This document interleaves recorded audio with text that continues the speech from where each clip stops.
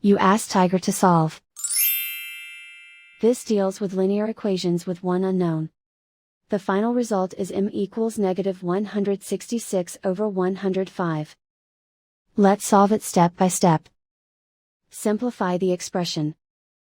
Find the lowest common denominator. Multiply the denominators. Multiply the numerators. Combine the fractions. Combine the numerators. Isolate the m. Multiply both sides by inverse fraction 8 over 5. Group like terms. Multiply the coefficients. Simplify the fraction. Multiply the fractions.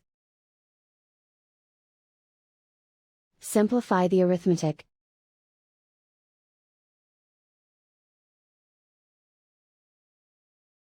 And so the final result is m equals negative 166 over 105.